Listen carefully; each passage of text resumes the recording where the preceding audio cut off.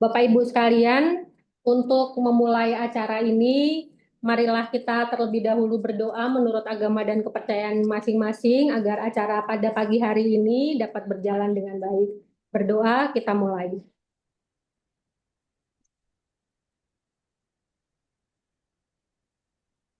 Cukup. Izin Bapak Direktur, pertama acara akan dimulai dengan sambutan dari Bapak Kakanwil. Dalam hal ini diwakili oleh Bapak PLH, Kepala Kantor Wilayah Kemenkumham, Bapak Kadif Yankum dari Kanwil Kaltim. Kepada Pak Hanton kami persilahkan. Terima kasih Ibu Santi. Selamat pagi Pak Direktur. Pagi. Izin mewakili Kepala Kantor Wilayah Pak Iqmal Idrus. Sebelum beliau melaksanakan ibadah di Tanah Suci Mekah. Selamat pagi kepada seluruh peserta belajar bersama AHU.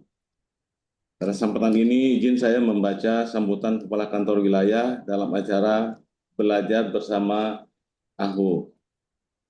Yang terhormat Bapak Direktur Badan Usaha pada Direktorat Jenderal Administrasi Hukum Umum, Bapak Dr.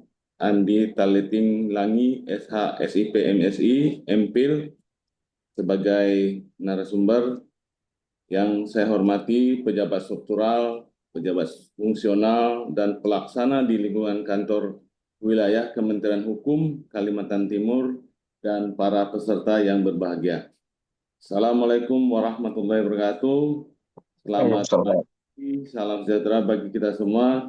Pertama-tama marilah kita panjatkan puji dan syukur kehadirat Allah Subhanahu wa taala, Tuhan yang Maha Esa, karena atas perkenannya pada pagi hari ini kita dapat bersama-sama hadir dalam acara pembukaan kegiatan belajar bersama AHU dengan tema perorangan, manfaat, dan tantangan bagi UMKM yang diselenggarakan oleh Kantor Wilayah Kementerian Hukum Kalimantan Timur secara online melalui aplikasi Zoom Meeting pada hari ini, Kamis tanggal 13 Februari 2025.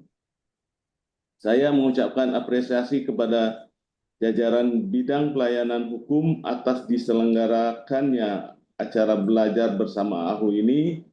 Kegiatan ini dilaksanakan sebagai solusi dan inovasi dan untuk tetap melaksanakan tugas dalam memberikan pelayanan kepada masyarakat dengan memanfaatkan teknologi informasi. Hal ini dirasakan sangat penting, artinya bagi para pemangku kepentingan dan masyarakat umum yang berada di Provinsi Kalimantan Timur dan Kalimantan Utara dalam meningkatkan pemahaman dan pengetahuan mengenai badan hukum yang masih tergolong baru, yakni perseroan perorangan, khususnya bagi para pelaku usaha UMKM yang saat ini dirasa sangat penting keberadaannya di Indonesia. Sekaligus jika dilihat akhir-akhir ini pertumbuhan UMKM di Provinsi Kaltim Utara cukup masif sehingga mampu menjadi pemicu pertumbuhan ekonomi yang baik. Hadirin yang saya hormati, pemerintah terus berupaya untuk memangkas birokrasi demi kemudahan berusaha, guna mempermudah pelaku usaha dalam melakukan investasi. Hal ini akhirnya terwujud dengan telah dikeluarkannya Undang-Undang Nomor 6 Tahun 2023 tentang penetapan peraturan pemerintah pengganti Undang-Undang Nomor 2 Tahun 2022 tentang Cipta Kerja menjadi undang-undang. Salah satu badan hukum yang muncul Undang-Undang Cipta Kerja adalah penyederhanaan pendirian perusahaan perseroan. Undang-Undang Cipta Kerja membagi perseroan terbatas menjadi perseroan persekutuan modal yang didirikan berdasarkan perjanjian melakukan kegiatan usaha dengan modal dasar yang seluruhnya terbagi dalam saham, dan perseroan perorangan yang memenuhi kriteria usaha mikro dan kecil sebagaimana diatur dalam perundang-undangan mengenai usaha mikro dan kecil. Hadirin yang saya hormati, adapun kelebihan dan kemudahan dari konsep perseroan perorangan adalah memberikan perlindungan hukum kepada para pelaku usaha melalui pemisahan kekayaan pribadi dan perusahaan.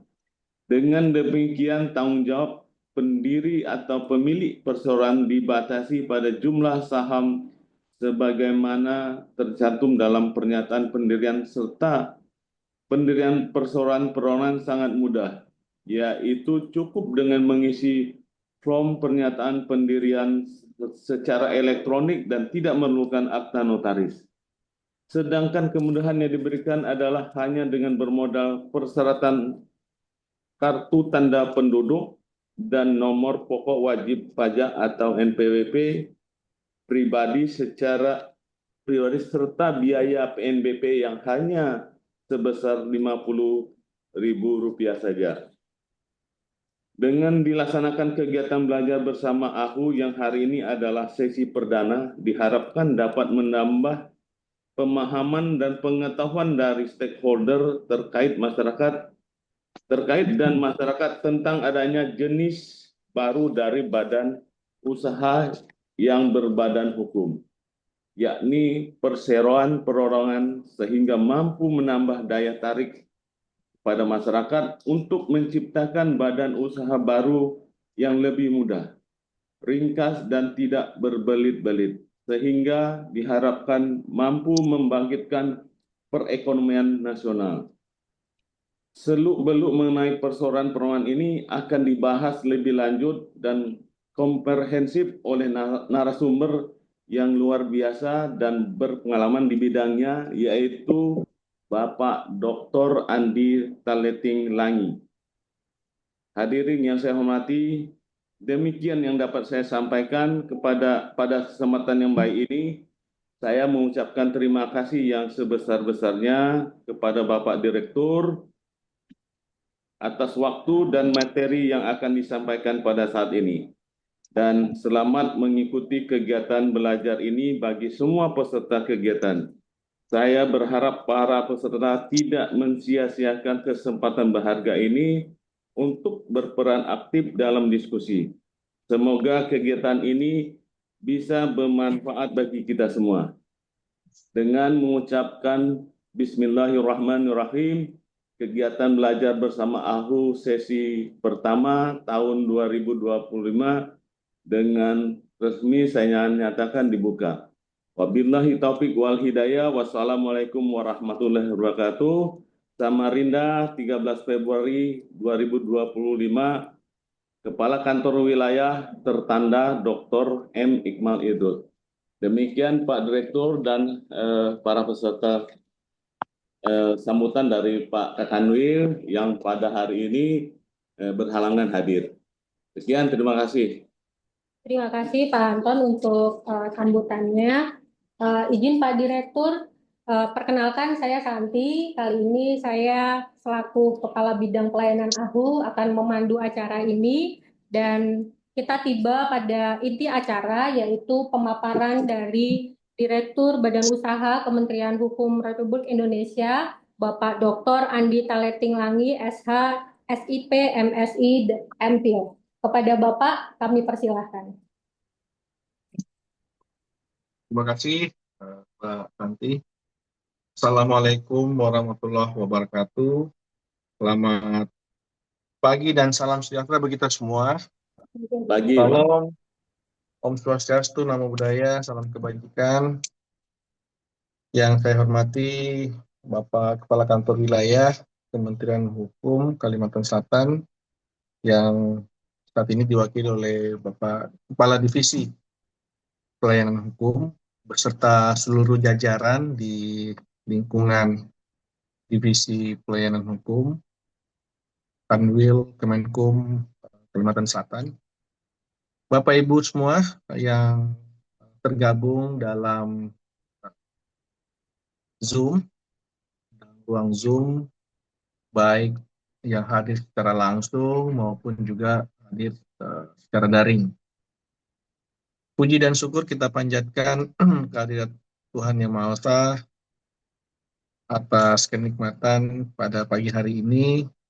Kita masih diberikan kesehatan, keberkahan, dan kekuatan untuk mengikuti kegiatan belajar bersama ya, dengan AHU. Tentunya kami dari Direktur Jenderal Administrasi Hukum Umum juga menyampaikan salam dari Pak Direktur Jenderal Administrasi Hukum Umum beserta jajaran dan apresiasi karena ini merupakan suatu inisiatif dari Kementerian Hukum, Kantor Wilayah Kementerian Hukum Kalimantan Selatan untuk menyelenggarakan kegiatan ini, dan mudah-mudahan di suasana efisiensi anggaran kita ya tidak menurunkan semangat kinerja dari seluruh kantor wilayah, khususnya kantor wilayah Kementerian Hukum Kalimantan Selatan. Ya. Tetap semangat ya Pak ya, meskipun dalam efisiensi anggaran ini. Izin Bapak Direktur, Ya. Kalimantan Timur Pak. Oh Izin. sorry, maaf, Kalimantan Timur. Siapa? Ya, ya mudah-mudahan dengan efisiensi anggaran ini tidak menurunkan semangat lah buat teman-teman di kantor wilayah, khususnya di kantor wilayah Kementerian Hukum Kalimantan Timur ya.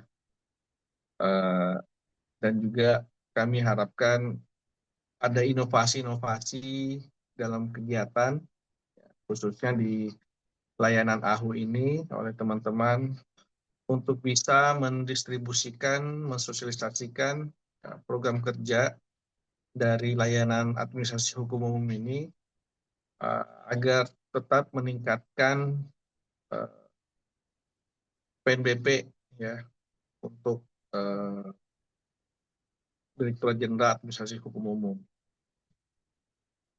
Yang kedua tentunya kami mengucapkan terima kasih atas undangan yang disampaikan, dan juga kami diminta untuk menyampaikan terkait dengan perseroan perorangan. Sebenarnya perseroan perorangan ini sudah bukan lagi hal yang baru, dan saya yakin ini sudah menjadi isu yang sudah familiar di tengah masyarakat sejak diundangkan Undang-Undang Cipta Kerja, ya, Undang-Undang Cipta Kerja, yang kemudian dari Undang-Undang Cipta Kerja ini turunannya adalah bagaimana membangun suatu kemudahan berusaha. Ya, kita tahu bahwa Undang-Undang Cipta Kerja ini kan sebenarnya untuk undang-undang yang memang mengakomodir semua, ya, semua undang-undang yang ada, yang sudah terbit, yang kemudian dijadikan satu, ya, yang memang membahas atau undang-undang yang memang mengakomodir semua bentuk-bentuk usaha, ya, perizinan, kemudian bagaimana pengelolaan usaha, dan sebagainya.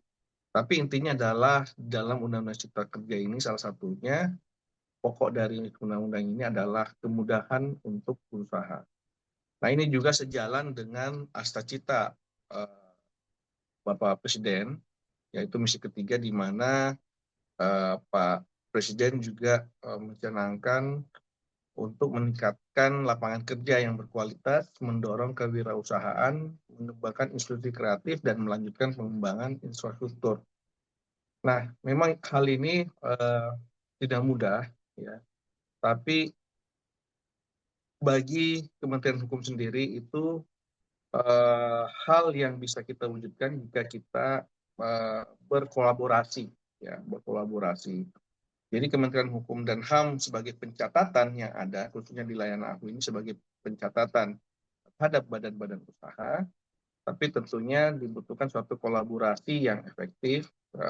Tentunya kita meminta kantor wilayah juga bisa bergerak membangun hubungan, ya, hubungan kerja dengan pemerintah daerah, khususnya dinas-dinas, untuk mendorong bagaimana perlindungan hukum terhadap pelaku-pelaku usaha ini dapat dilindungi, ya, badan usahanya, dan juga bisa mengembangkan badan usaha. Sebenarnya setelah nanti mendapatkan tentang apa itu persoalan perorangan, maka kedepannya nanti Pak Kadif itu ada lagi kebijakan baru yang memang sangat baru, baru bulan Januari kemarin, sudah sedang sampai sekarang ini lagi sedang disosialisasikan, yaitu social enterprise atau kewirausahaan sosial.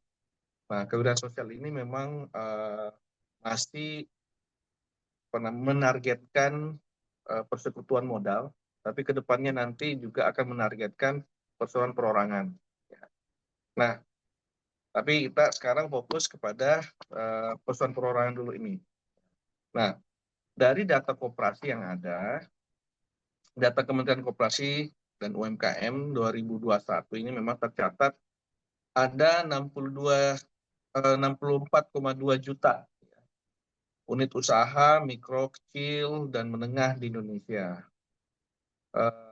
Saya belum dapat data ya untuk di Kalimantan Timur sendiri ini jumlah UMKM mungkin ada sekitar kurang lebih kalau Kalimantan Timur ini ada kurang lebih mungkin ada 1 jutaan, ya, 1 jutaan kurang lebih, ya, ada 1 jutaan pelaku usaha UMKM yang ada di Kalimantan Timur. Ini yang perlu didorong. Namun itu yang terbentuk dalam yang terbentuk dalam UMKM, baik kecil dan menengah. Namun yang terdaftar, ya, terdaftar sebagai perseroan perorangan ini sangat minim, sangat minim. Saya nggak tahu apakah perlu juga kita lakukan evaluasi, kurangnya sosialisasi, kurangnya pemahaman dari UMKM itu terkait dengan persoalan perorangan. Kemudian ini juga berimbas kepada pendaftaran merek bagi UMKM. Ini dua hal yang memang saling merek dan persoalan perorangan ini dua hal yang saling terkait erat. Makanya pengalaman saya sebagai kepala divisi Yankum juga, di mana-mana kalau saya menyelenggarakan persoalan perorangan pasti ada booth mereknya, atau kalau saya sosialisasi merek pasti ada persoalan perorangannya. Nah, ini dua hal yang saling berkaitan.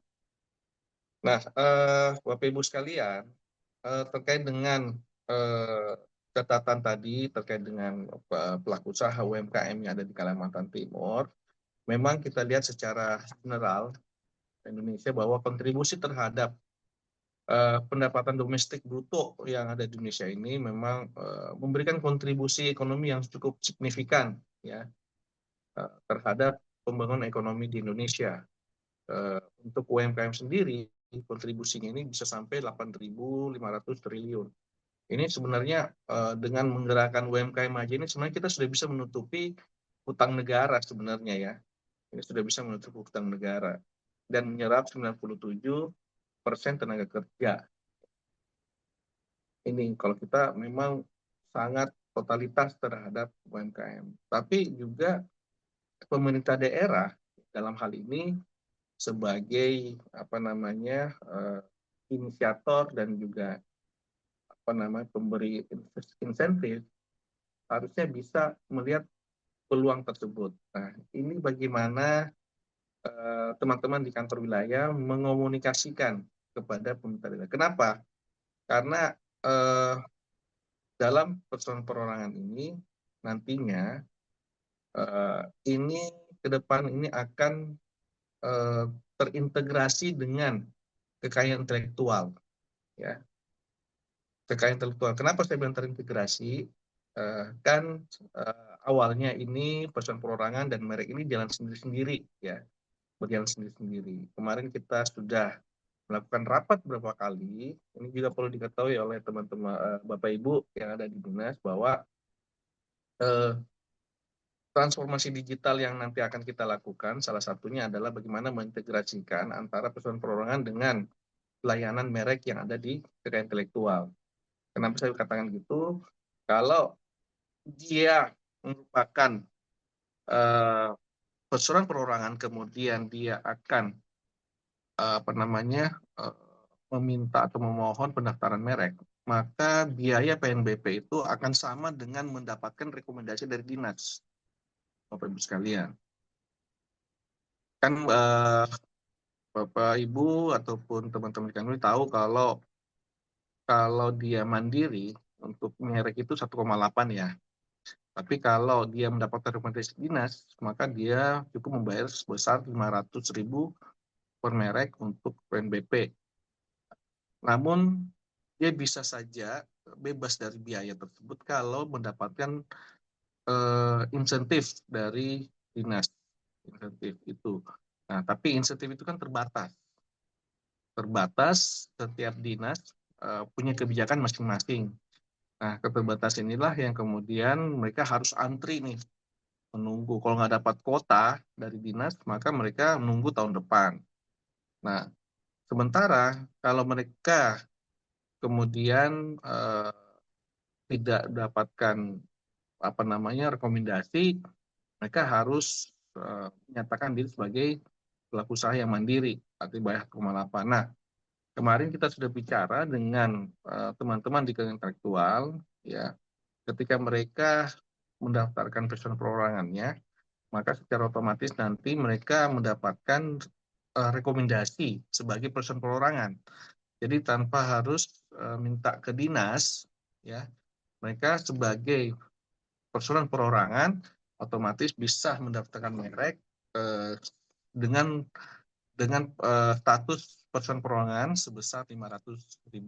Nah, hal ini yang sudah kita sampaikan kepada teman-teman dan kita sudah rapat bahas di intelektual. Nah, Bapak Ibu sekalian, menindaklanjuti dari Undang-Undang Cipta Kerja, memang persoalan perorangan ini sudah di launching pada tahun 2021 di Bali.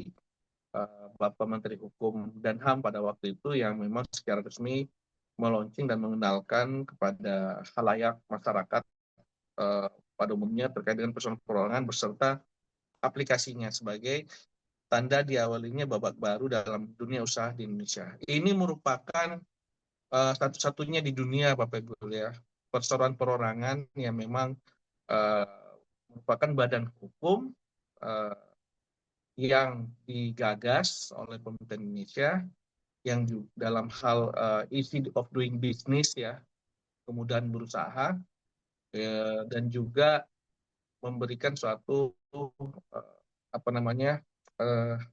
kesempatan bagi semua pelaku-pelaku usaha, kesempatan untuk mewujudkan mimpinya. Sering sekali saya sampaikan kepada atau sosialisasi kepada seluruh masyarakat, ya, bahwa dulu banyak pelaku usaha kecil itu bermimpi untuk menjadi seorang direktur perusahaan. Nah, sekarang sejak tahun 2021 mimpi itu sekarang bisa terwujudkan. Ibarat mereka bangun dari mimpi. Kenapa? Ya, pelaku usaha kecil ini seperti misalnya penjual siomay, jual bakso, mie ayam, dan sebagainya, itu sudah bisa mengklaim dirinya sebagai direktur selama mereka kemudian mendaftarkan diri sebagai perusahaan perorangan. Kenapa? Pendaftarannya murah, hanya 50.000, ya kan?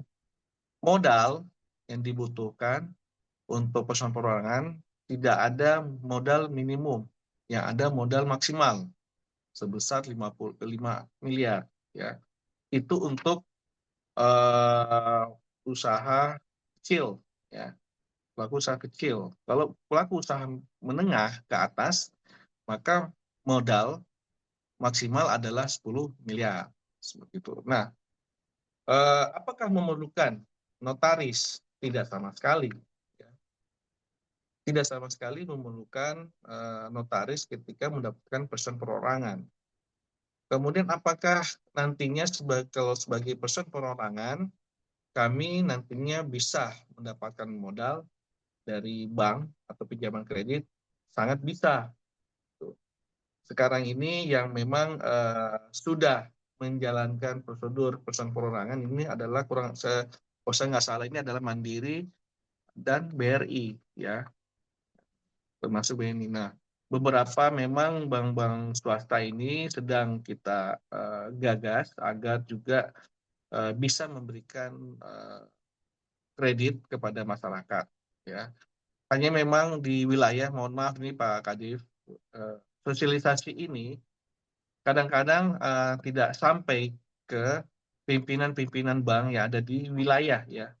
Kalau di Jakarta ini sudah settle untuk peminjaman modal kalau dia person perorangan.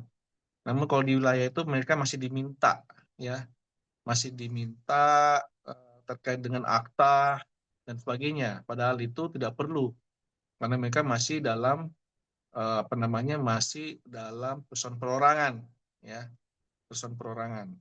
Nah, oleh karena itu perlu mungkin nanti kantor wilayah juga membantu kami di AHU untuk bagaimana menyampaikan ke beberapa bank-bank himbara yang ada di Kalimantan Timur ini untuk terkait dengan person perorangan ini. Karena apa?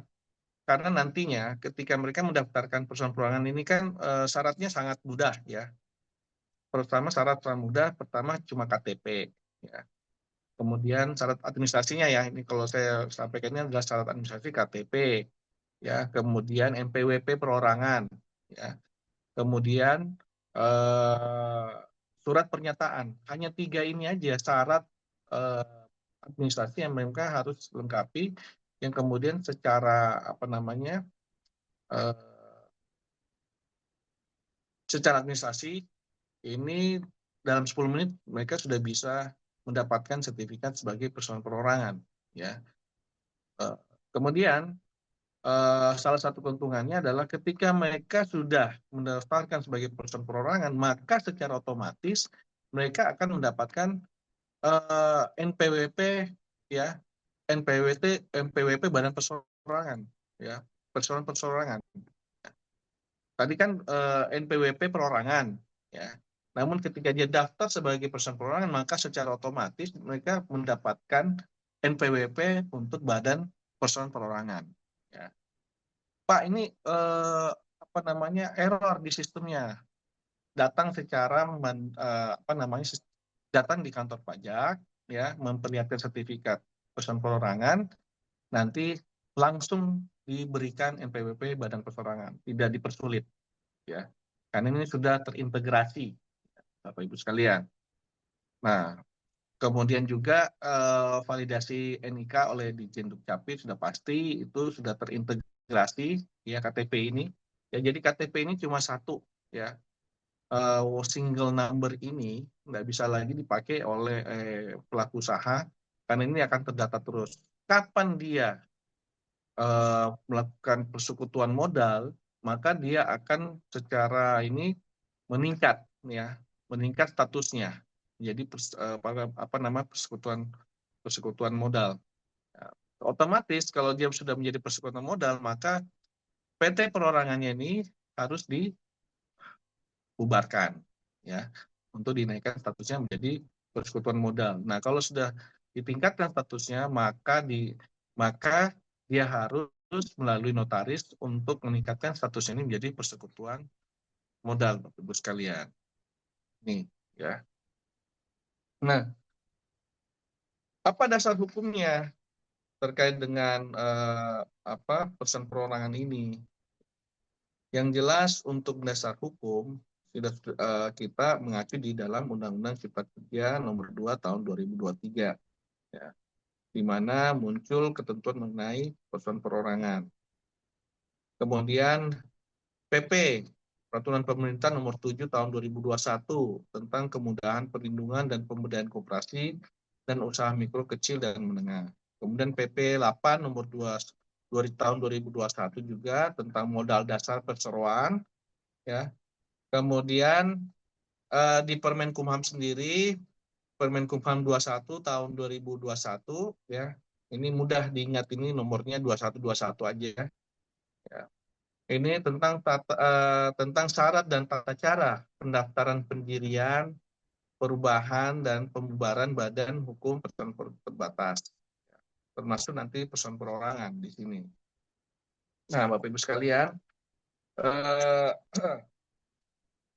dari karakteristik persoalan perorangan ini yang sangat menariknya adalah ini pemilihan saham memiliki batas tanggung jawab tergantung besar kecilnya saham yang dimiliki, ya, modal. Ya.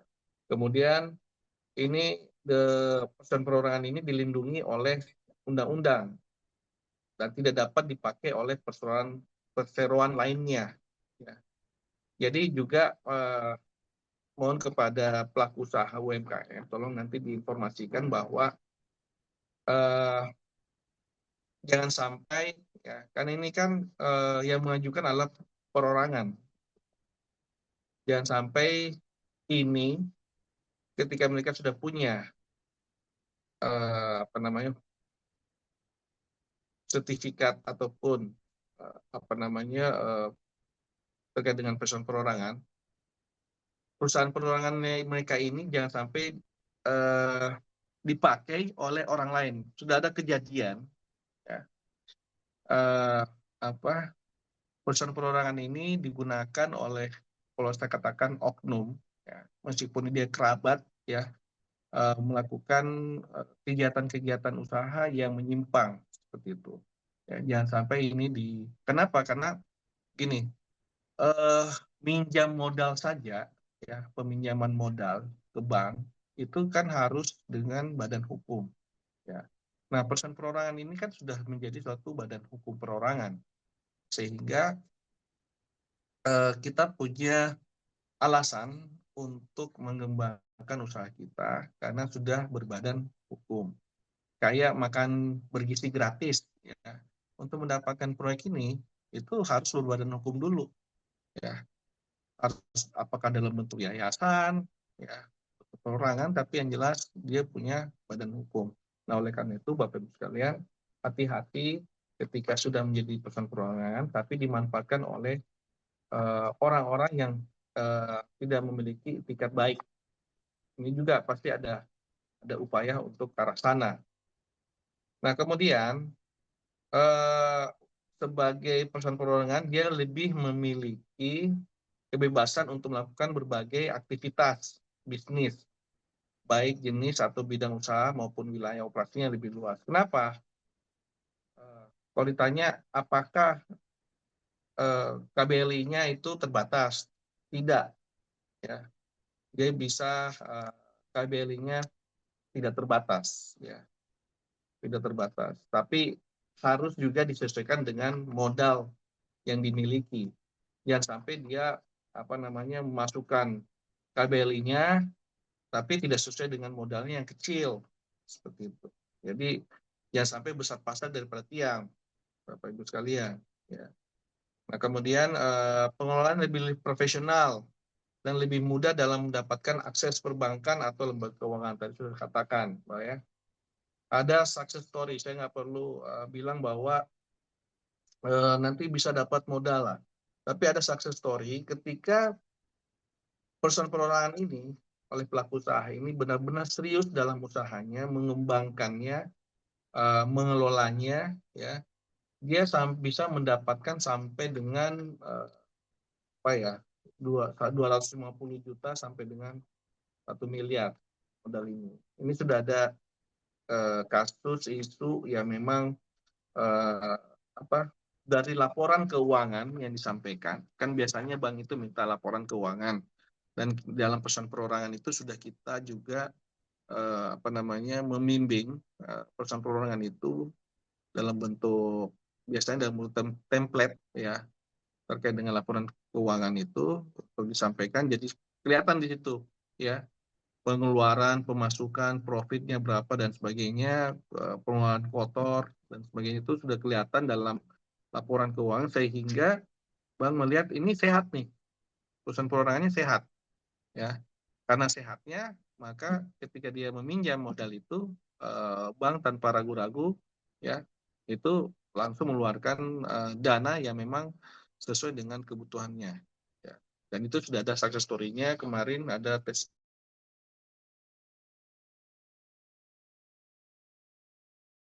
itu tambahan modal.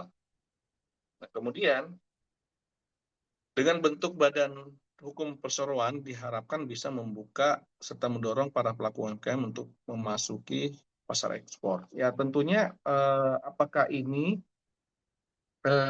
merupakan ending setelah mendapatkan sertifikat perseroan perorangan? Tidak, ini malah sebuah starting, ya. Ini sebuah awal saja.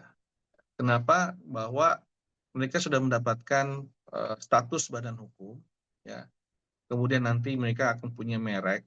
Nah, bagaimana kemudian mereka serius mengembangkan, mengkomersialisasikan, kemudian bagaimana mengemas, bagaimana mereka harus membangun jaringan, membangun pasarnya, dan sebagainya. Itu harus benar-benar punya perencanaan matang ke depan untuk bagaimana membangun suatu usaha. Sebenarnya Pak Kadif, kalau tidak ada efisiensi anggaran, ini sebenarnya setelah kita sosialisasi persoalan perorangan, kita lakukan suatu inkubasi, ya, inkubasi kepada UMKM ini yang sudah punya perusahaan perorangan, sebagai nanti kita bisa mengevaluasi 3 bulan ke depan, 6 bulan ke depan, berkembang nggak dari sekian ratus UMKM yang kita inkubasi itu, berapa persentasi, ya. Dan misalnya kita inkubasi ada 100 pelaku usaha.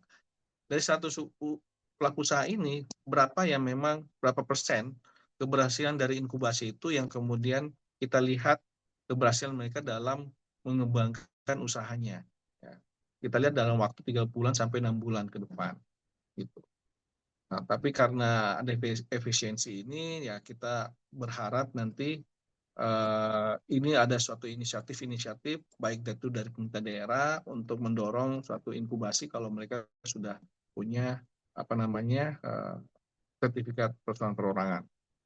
Kemudian keunggulan dari perseroan perorangan ini adalah pemisahan harta kekayaan, ya. Jadi memang terpisah, ya. Usaha yang dilakukan, misalnya dia dapat modal 50 juta misalnya. Dia misalnya jualan cireng, ya, 50 juta. Kemudian apakah kemudian itu rumahnya, motornya yang dia beli dari usaha yang sebelum jadi perusahaan perorangan itu masuk ke dalam modal yang usaha dia? Tidak, ya. Sejak dia mendapatkan modal 50, maka 50 itu merupakan modal usaha, ya. Modal usaha. Nah, disitulah yang kemudian dia jadikan sebagai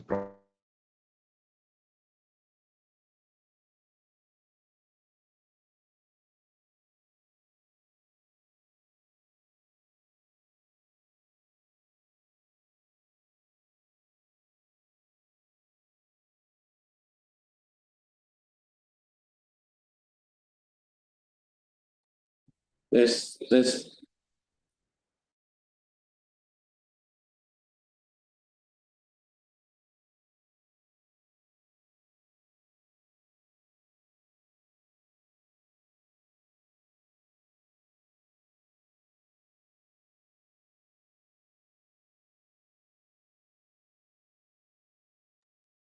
tadi putus.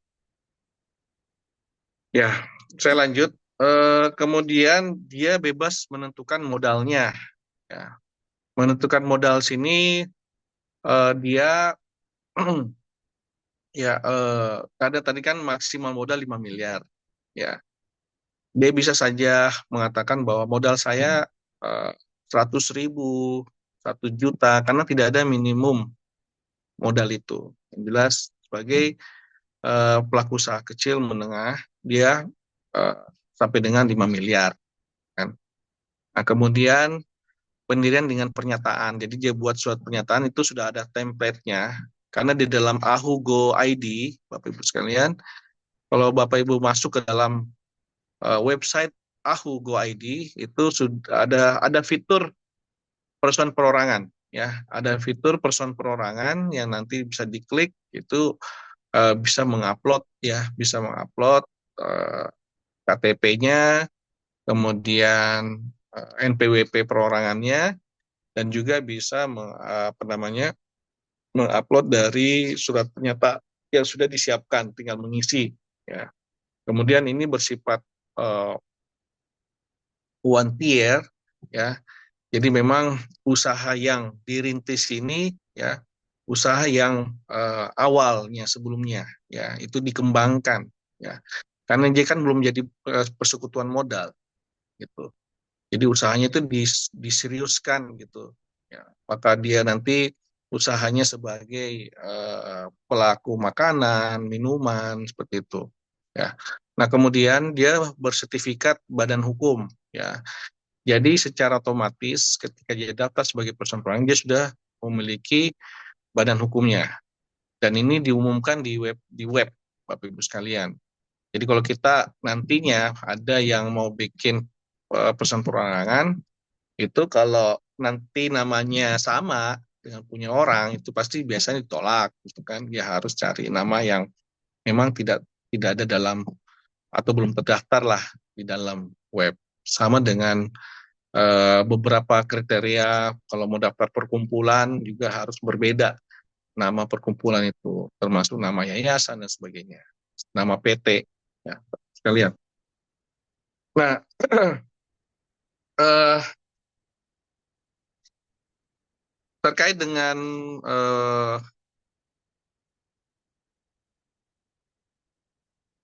bagi pemerintah fungsinya, ya, terkait laporan keuangan, ya, laporan keuangan, di mana dalam Permenkumham nomor 21 tahun 2021 memang ada dalam pasal 19, laporan keuangan person perorangan ini dilaporkan kepada Menteri dengan melakukan pengisian format isian penyampaian laporan keuangan secara elektronik melalui sistem administrasi badan hukum paling lama 6 bulan setelah akhir periode akuntansi berjalan. Ya. Nah, format isian laporan keuangan sebagaimana dimaksud pada ayat 1 memuat laporan posisi keuangan, kemudian laporan baru.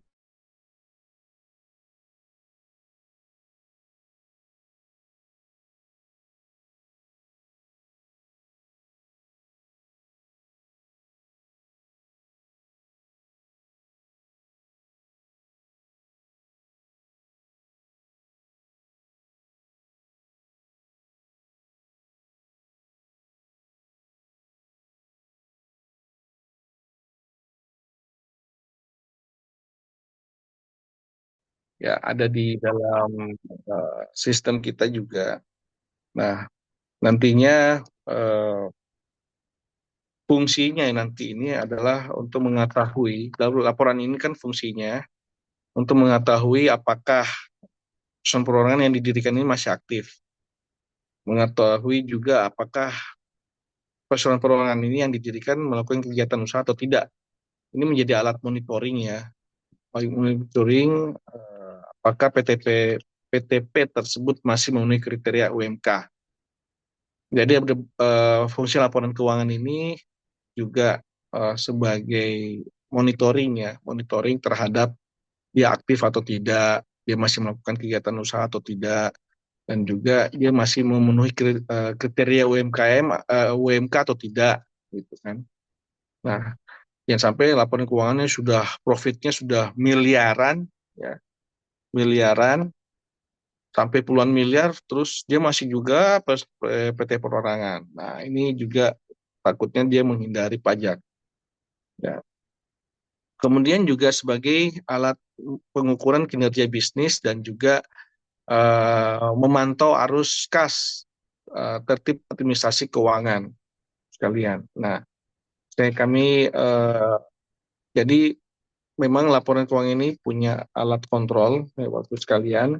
Dulunya memang ada sedikit kesulitan bagi pelaku usaha yang memiliki perusahaan perorangan terhadap laporan keuangan ini, tapi kita membuat secara simple, agar mereka juga mau tidak mau juga belajar bagaimana cara membuat laporan keuangan.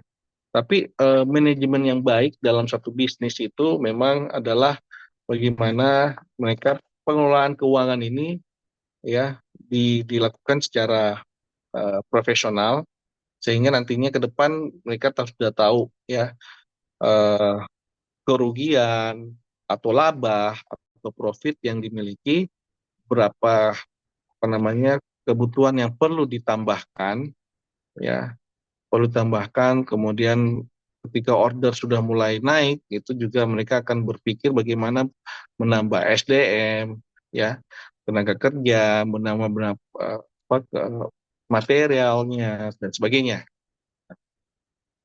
Eh, Terakhir, Bapak Ibu sekalian, yang ingin saya sampaikan bahwa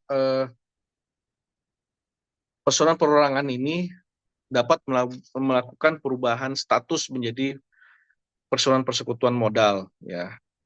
Nah, nantinya apabila pemegang saham sudah lebih dari satu orang, ya, kemudian sudah tidak memenuhi kriteria usaha mikro kecil dan usaha mikro dan kecil sebagaimana diatur dalam peraturan perundang-undangan, maka pemohon nantinya melalui notaris dapat melakukan akses perubahan status persoalan perorangan dari PTP ke persekutuan modal dalam aplikasi AHU perseroan dalam aplikasi AHU perseroan terbatas di websitenya, ya, AHU Go ID. Jadi nanti ada pembayaran terhadap persoalan perorangan ini, kemudian dia berubah status menjadi perseroan persekutuan modal, seperti itu. Nah, tentunya juga upaya-upaya yang harus dilakukan oleh baik di pusat maupun di wilayah, khususnya di kantor wilayah Kalimantan Timur, ya. Tentunya kami harapkan ada koordinasi yang intensif dengan stakeholder, baik itu perizinan, perbankan, swasta, dan pemerintah daerah, ya. Bagaimana menggalakkan perorangan ini, ya kalau ada suatu pameran-pameran itu mungkin juga diupayakan mendorong, ada talkshow di dalam pameran itu juga bisa didorong, ya. Kemudian fasilitasi pembuatan merek juga, karena selalu bergandengan merek dengan perusahaan perorangan. Kemudian inkubasi pelaku usaha UMK, ya, yang tadi saya katakan bahwa tidak hanya sekedar mereka daftar perusahaan perorangan, tapi bagaimana juga melatih mereka, ya, memiliki jiwa kewirausahaan, ya, kemudian bagaimana mensirusi usaha tersebut, ya, sampai mereka bisa, setidaknya mereka memiliki pasar dulu di Indonesia. Kalau sudah bisa go internasional, mereka sudah nantinya ke depan mereka sudah punya pasar internasional. Nah, tentunya yang terakhir adalah terus melakukan sosialisasi, ya, kepada pelaku-pelaku usaha, karena memang meskipun di launching tahun 2021, ya, memang eh, butuh waktu bertahun-tahun untuk bagaimana memperkenalkan perusahaan perorangan ini, ya. Karena eh, kalau kita bicara data di Kalimantan Timur saja, ya, per tanggal 4 Februari 2024 memang tercatat jumlah perusahaan perorangan yang telah terdaftar di Dirjen AHU memang kurang lebih 232.000, ya, 55 orang yang mendaftarkan perusahaan perorangan. Ini masih kecil, ya, dibanding dengan jumlah UMKM se-Indonesia ini ada 64,2 juta, ya. Ini masih berapa 0,0%-nya lah, ya. Di Kalimantan Timur saja itu baru 4.163, ya, yang sudah menjadi perusahaan perorangan. Jadi ini Pak Kadif ini kerja keras, ya. Nanti perlihatkan kinerjanya, prestasinya nanti Kalimantan Timur untuk bisa mendorong perusahaan perorangan. Sementara kami di pusat memperbaiki semua layanan, kerjasama. Tentunya memang beberapa hal kendala ya yang dirasakan juga teman-teman di sebagai perusahaan perorangan, misalnya Pak kami tidak bisa punya modal ini karena minta itu, kenapa kami masih diminta aktanya, kenapa harus notaris dan sebagainya, karena memang kita butuh, makanya peran dari Kanwil ini bagaimana meyakinkan stakeholder bahwa ini sudah sudah MOU di pusat. Kemarin kan di awal tahun kemarin kita sudah lakukan MOU juga dengan beberapa bank, menteri langsung melakukan MOU sehingga perlu kita sosialisasikan di seluruh daerah bahwa sebagai perusahaan perorangan ini mereka sudah punya kemudahan-kemudahan yang bisa didapatkan dari bank yang sudah bekerja sama dengan Kementerian Hukum. Ya, seperti itu. Baik, Bapak Ibu sekalian, demikian paparan terkait dengan perusahaan perorangan. Mudah-mudahan ini memberikan suatu semangat baru ya di awal tahun 2025. Semoga Kalimantan Timur, kantor wilayah, beserta seluruh mitra kerjanya bisa memberikan kontribusi terhadap pembangunan ekonomi di Indonesia pada umumnya. Terima kasih untuk seluruh jajaran kantor wilayah Kementerian Hukum Kalimantan Timur. Mohon maaf tadi salah sebut Kalimantan Selatan, ya tidak bermaksud. Saya nggak tahu kenapa ya Kalimantan Selatan saya sebut tadi. Tapi mudah-mudahan ini bisa memberikan suatu semangat buat teman-teman. Sekali lagi dengan efisiensi anggaran, ya kami tetap menyemangati teman-teman di wilayah. Ya, jangan lihat nilainya, tapi bagaimana kita membangun kinerja yang positif, kita membangun trust kepada masyarakat, dan tetap kita terus memperbaiki layanan-layanan yang ada di Kementerian Hukum, khususnya di Direktorat Jenderal Administrasi Hukum Umum. Terima kasih, mohon maaf juga apabila ada hal-hal yang kurang berkenan dalam paparan tersebut. Mudah-mudahan ini bisa memberikan pencerahan buat Bapak Ibu sekalian yang hadir dalam ruang Zoom pada pagi ini. Terima kasih. Saya akhiri, wabillahi taufiq wal hidayah. Wassalamualaikum warahmatullahi wabarakatuh. Terima kasih Bapak Direktur atas paparan dan arahan dari beliau. Mungkin saya highlight untuk keuntungan dari perseroan perseorangan ini untuk Bapak Ibu dari dinas yang tadi mungkin hadir terlambat di dalam room Zoom. Yang pertama, perseroan perseorangan ini dianggap mudah dan murah Bapak Ibu. Kemudian dia dari paparan Pak Direktur tadi ada beberapa keuntungannya. Yang pertama, pemisahan harta kekayaan. Yang kedua, bebas menentukan modal, bersifat one tier. Kemudian pendirian dengan pernyataan saja. Kemudian sertifikatnya adalah sudah diakui sebagai badan hukum dan dilakukan pengumuman di website. Jadi PTP ini hampir sama dengan PT, tetapi hanya dimiliki oleh satu orang dan modalnya maksimal adalah 500 miliar. Jadi 5 miliar, mohon maaf 5 miliar. Kemudian izin Bapak Direktur kita buka forum diskusi atau seperti apa Bapak izin? Silakan aja, silakan. Ya, terima kasih Bapak. Mungkin boleh 2 pertanyaan ya. Oh, 2 pertanyaan saja Bapak. Nanti dilanjut sama tim teknis saya. Ada sini Bu Rahayu. Oh, siap. Juga karena saya harus mempersiapkan diri untuk kegiatan di Kanwil Bandung, Kanwil Jabar. Oh, siap Bapak. Laporkan. Mungkin kami laporkan juga Bapak yang hadir di sini ada kami mengundang 20 dinas, yaitu Dinas Perindustrian Perdagangan Koperasi UMKM di Provinsi Kalimantan Timur dan Provinsi Kalimantan Utara. Jadi 20 yang kami undang, begitu juga dengan UMKM. Mungkin di sini ada UMKM yang hadir juga Bapak. Jadi di sini peserta 36 terdiri dari 20 dinas di Provinsi Kalimantan Timur dan Kalimantan Utara, berikut dengan UMKM. Kemudian kami buka forum diskusi mungkin untuk 2 penanya dan nanti langsung dijawab oleh Bapak Direktur. Ya. Kami persilahkan Bapak Ibu. dengan raise hand. Mungkin bisa raise hand atau menuliskan di kolom chat.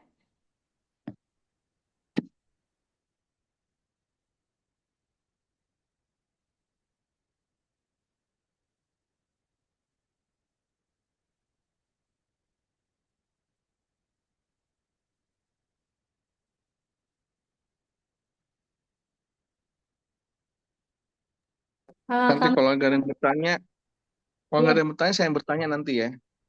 iya. Ya, mungkin ada yang bertanya, Bapak Ibu.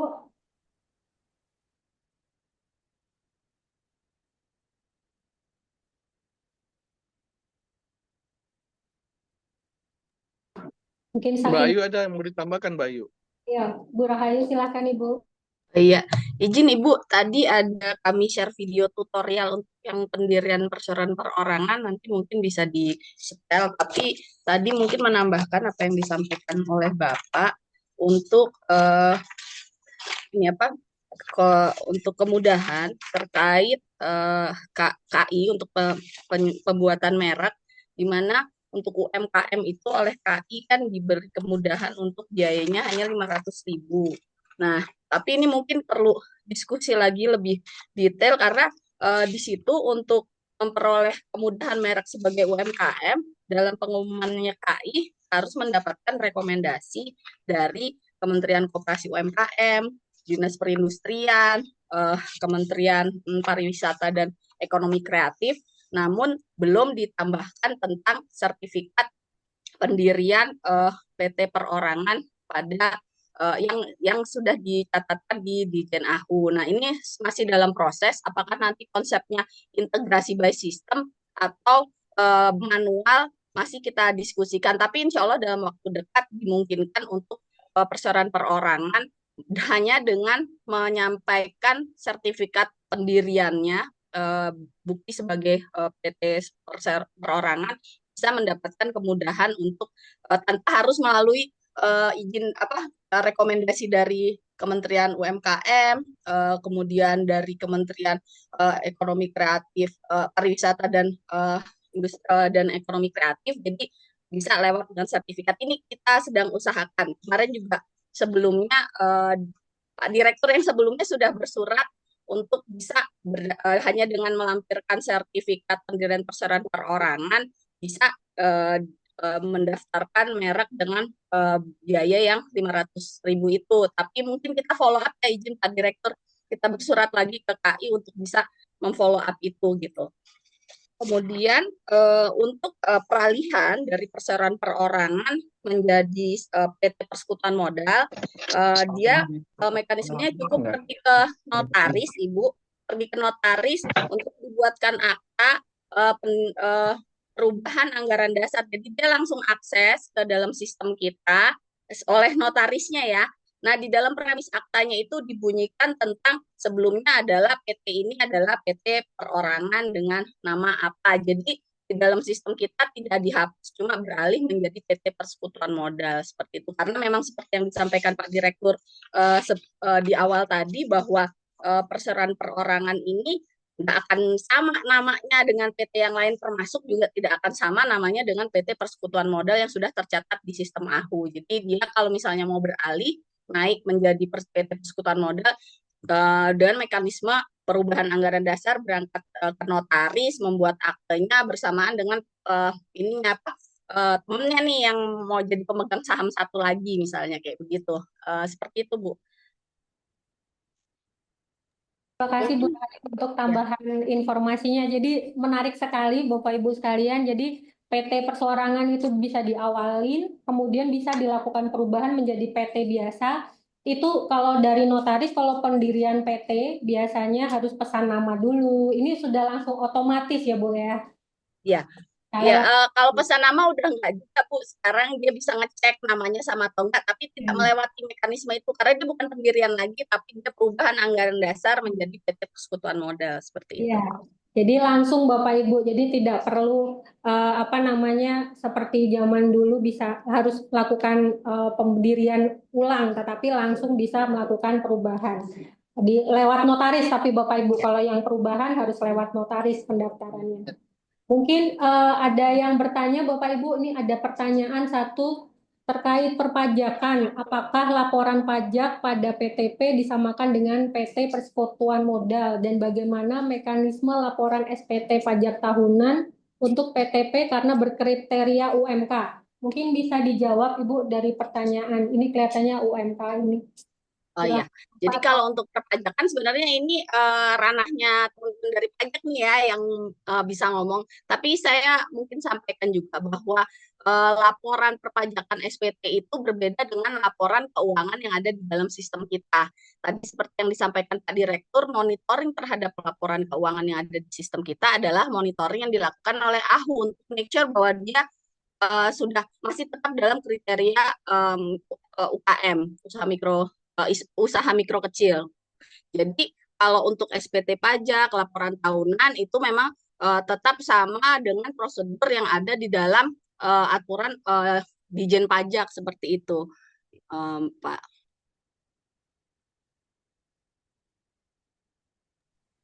Ya, terima kasih Bu. Mungkin ada pertanyaan lainnya Bapak Ibu sekalian. Ini tambahin dikit. Tadi apakah sama dengan PT Persekutuan Modal? Jadi gini, karena dia adalah sebagai badan hukum, dia diposisikan sama seperti PT Persekutuan Modal, di mana kalau misalnya di awal, misalnya modal dia masih di, kalau nggak salah ya, di 4,5 miliar dia dikenakan pajak 0,5%. Nah, baru kemudian lepas dari itu ada aturan yang lebih detail kalau nggak salah dikenakan berapa ya.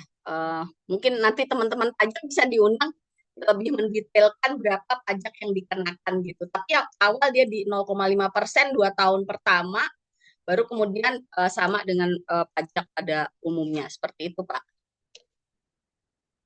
Oh, jadi nanti ada 0,5% yang sebelum dia jadi 5 miliar ya Bu ya. Sebelum Iya, misalnya setengah miliar itu masih 0,5% pajaknya ya iya. Bu.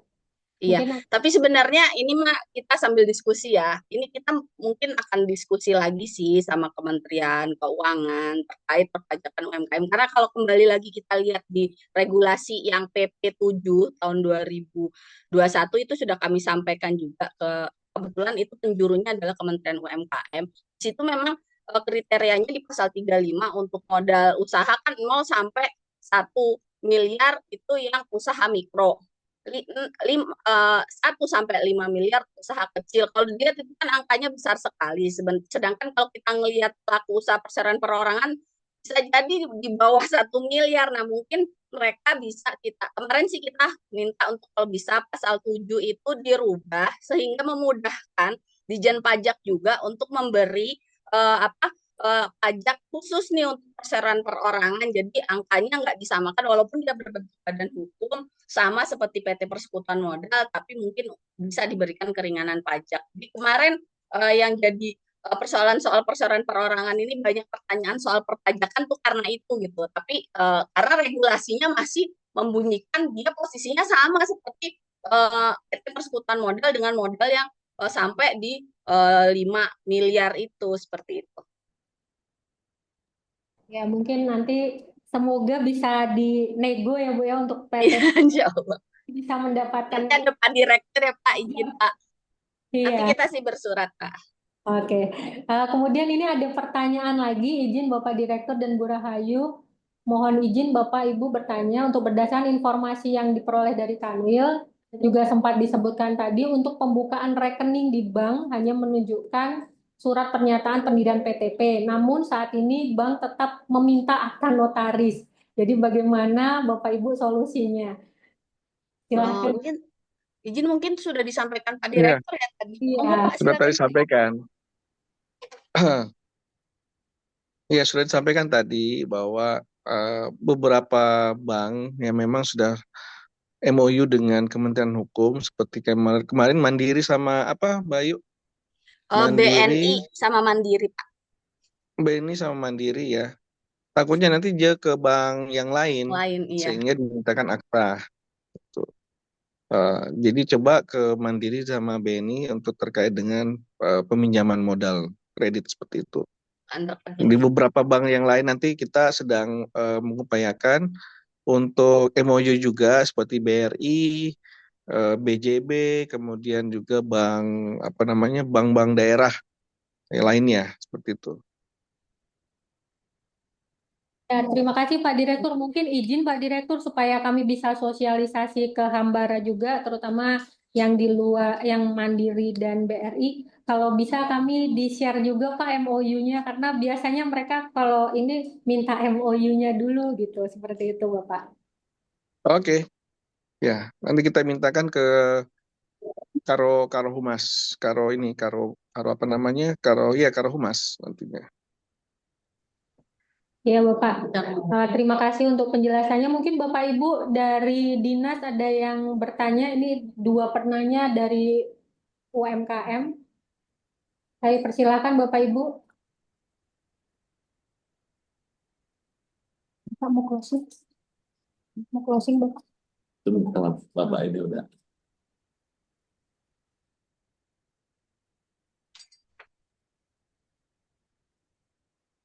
Ya, Mungkin kalau karena tidak ada pertanyaan, saya izin ya meningkatkan ruang Zoom ya karena Bapak. menyiapkan diri untuk sosialisasi juga terkait dengan social enterprise. Nanti di event lain nanti Pak Kadif, social enterprise juga nanti kita akan sosialisasikan ke seluruh Kanwil karena ini memang isu yang baru ya. Nanti juga saya selalu didampingi oleh Bu Ayu untuk social enterprise ini. Ya, terima kasih ya Bapak Ibu sekalian, Pak Kadif Izin dan Pak. jajaran. Saya mohon maaf untuk harus saya tinggalkan ruang Zoom ini. Terima Ya. kasih kembali atas undangannya. Ya, Ya. Terima kasih Pak Dir, Ibu Ayu. sama-sama. Ya, Ya. terima kasih. Bapak. Saya izin ya, Pak. Ya. Terima kasih. Pak.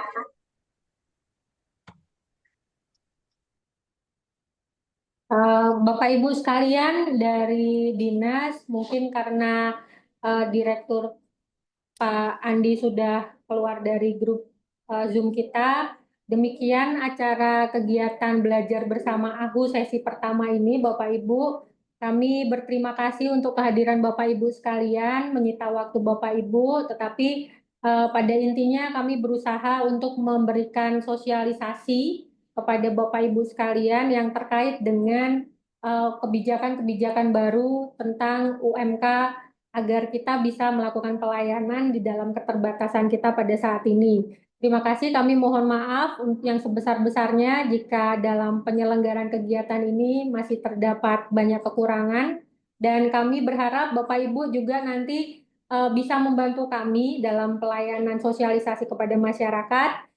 Kemudian nanti jika kami melakukan kegiatan yang sama, kami tidak bosan-bosan berharap Bapak Ibu bisa ikut dalam kegiatan seperti ini kembali dengan tema yang berbeda.